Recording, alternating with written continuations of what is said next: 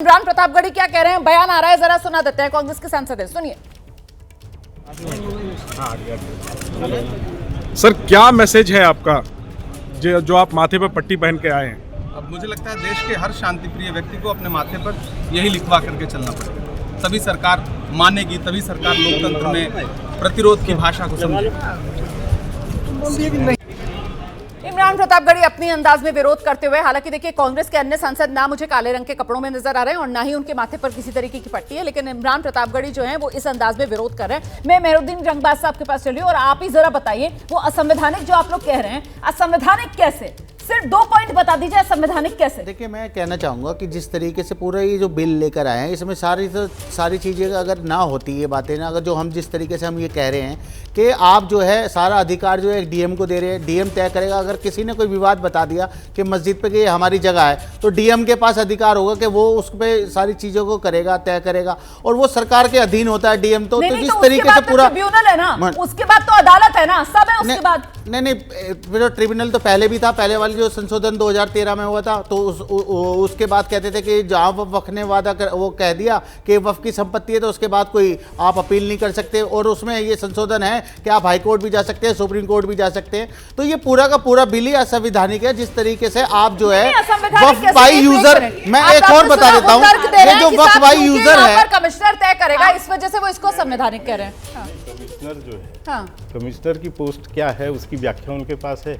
DM की post की क्या, रेवेन्यू का अधिकारी कौन होता है, हेड कौन होता है? तो आप सरकार से बाहर करके आप धर्म सरिया से चलाओगे? सही। क्या चाहते हो आप? इस देश में संविधान चलेगा या सरिया चलेगा?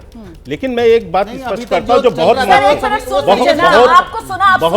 महत्व, मैंने पहले ही कहा कि असंवैधानिक इसलिए नहीं हो सकता कि नेहरू जी ने इस बिल के एक्ट बनाया, 5 बार कांग्रेस ने संशोधन किया, हम भी उसमें, पहले तो ये बिल कह रहे हैं उसमें संशोधन है, ठीक है। अब मैं दूसरी बात कहता हूँ, अभी एक अच्छी बात कही कांग्रेस के प्रवक्ता ने, जो इनके पूर्व प्रवक्ता भी कह के गए, धार्मिक संस्था। मैंने आपको कोर्ट का जजमेंट दिखाया, जिस जजमेंट में ये कहा गया है कि ये धार्मिक संस्था नहीं है, ये एक संवैधानिक ट्रस्ट है। तो पहले तो ये झूठ क्लियर होना चाहिए, ठीक है ना, ये किसी के धर्म में कोई हस्तक्षेप नहीं। अब दूसरी एक इन्होंने अच्छी पॉइंट कही, इन्होंने कहा कि ट्रिब्यूनल में 40,000 मामले लंबित। देखिए, आप लोग तो सर्वे भी चलाते हैं रोजाना, 40,000 मामले क्या हैं? 40,000 मामले में 10,000, लगभग 10,000 मामले मुसलमानों के हैं, गरीब मुसलमानों के हैं, जिनकी प्रॉपर्टी जिनकी कब्जा की। इसका मतलब यह है कि 25% मुस्लिम जो है उनकी संपत्ति पर, यदि एक सर्वे मात्र देख लें 60,000 के आंकड़े से, तो 25% जो है 40,000 के आंकड़े से 25% मुस्लिम, गरीब मुस्लिमों की संपत्ति वक्फ ने जो है हड़पी है, जिसका मामला ट्रिब्यूनल में। अब मुझे एक चीज बताइए, इस ट्रिब्यूनल में अभी तो बिल आएगा तब स्पष्ट होगा कि उसमें कौन कौन है ट्रिब्यूनल में, पर यदि उसमें 75% मामले अदर धर्म के हैं, जो हिंदुओं के हैं, जो सरकारी संपत्ति है, सिखों का है, जैनों का है, बौद्ध का है, ईसाइयों का, केरल के बिशप ने काउंसिल ने समर्थन किया इसका, इसीलिए किया है क्योंकि उनकी भी जमीनें गई हैं, हड़पी गई हैं। तो 75% मामले जिनके हैं, उसका निर्णय एक धर्म विशेष के लोग बैठ के कर देंगे, ठीक है, क्यों नहीं होगा उसके अंदर सबकी भागीदारी? ठीक है, मैं ये अभी मुझे नहीं पता इसमें क्या होगा, लेकिन बिल्कुल होना चाहिए। मैं कहता हूं इसलिए होना चाहिए क्योंकि 75% जो है अदर धर्म के लोगों के मामलात हैं उसमें, ठीक है, और मुस्लिम धर्म के तो है, तो 25 अभी जो कह रहे हैं ना कि पूरा देश भर का मुसलमान, ये झूठ है।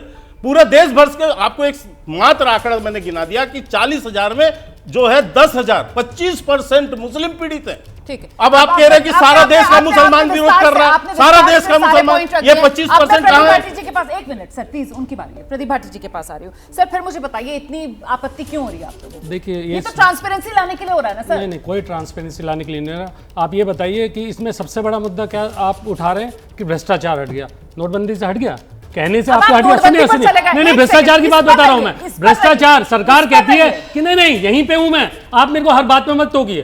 भ्रष्टाचार खत्म हो गया क्या? जो सरकार कहती है वो सब हो जाता है क्या? भ्रष्टाचार खत्म हो गया, काला धन आ गया, लेकिन ये आपने कहा भ्रष्टाचार, नहीं, आपने कहा भ्रष्टाचार खत्म हुआ। जमीन कब्जे के मुद्दे पे आइए, आज देश के अंदर जितने भी मुकदमे दायर हैं, उसमें से 60 से 65% मुकदमे जमीन कब्जे के लेके हैं, जमीन को लेके हैं, जमीन विवाद को लेके हैं। खत्म हो गए क्या वो सारे मुकदमे? तीसरी बात आपने कही ट्राइब्यूनल की, नहीं बीच में मत बोलिए। तीसरी बात आपने ट्राइब्यूनल करी, 2.5 दर्जन ट्राइब्यूनल्स हैं इस देश के अंदर और आधा दर्जन से ज्यादा ट्राइब्यूनल की पावर सिविल कोर्ट से ऊपर है।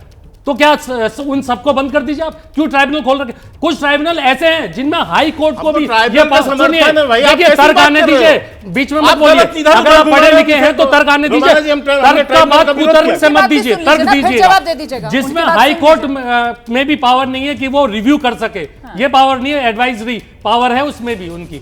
तो ऐसे तर्क, ट्राइब्यूनल की पावर जो भी संविधान की जिस बिल बना के आपने दी है, पहले उसने भी उन्होंने भी किया, बीजेपी ने किया। 2013 में अब्बास नकवी यही दलील दे रहे थे भाजपा की तरफ से, वो भी जेपीसी के अध्यक्ष थे, जो पहले जेपीसी बनी थी, उसके अंदर उन्होंने ये तर्क दिया कि आप गैर मेंबर्स को लेके आते हैं तो आपने मुसलमानों की हालत ये बद से बदतर कर दी है कि आपको मुसलमान नहीं मिला और सरकार उसको नॉमिनेट करेगी। ये तर्क है राज्यसभा का, उनका बयान पढ़ने का। हाँ, 19 अगस्त 2013 का पढ़िएगा उसको, उसके अंदर उन्होंने लिखा है ये बात कि भाई आपने मुसलमानों की हालत इससे बदतर कर दी है कि आपको नॉमिनेट करने पड़ रहे हैं काउंसिल्स में मेंबर्स। तो आप क्या तर्क देते हैं किसी भी तरह? जब आपका पक्ष एक तरफ का होता है, जब आप दूसरी बात कह रहे होते हैं, अरे ना उससे भ्रष्टाचार घटने वाला है, ना उससे कोई जमीन के विवाद घटने वाला है। क्या जादू की छड़ी लाएंगे आप? बताइए ना, क्या जादू की छड़ी लाई है कि आप उसको जमीन के मुकदमों को हटा दें? क्या आज कोर्ट नहीं है? आज हाई कोर्ट में अपील नहीं हो रही है, आज सुप्रीम कोर्ट में अपील नहीं हो रही है। कौन सा तर्क है जिसके आनंद ये हो जाएगा?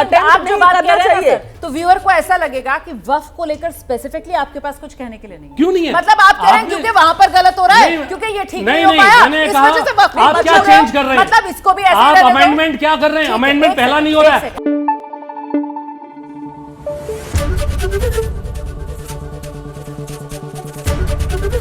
एबीपी न्यूज आपको रखे आगे।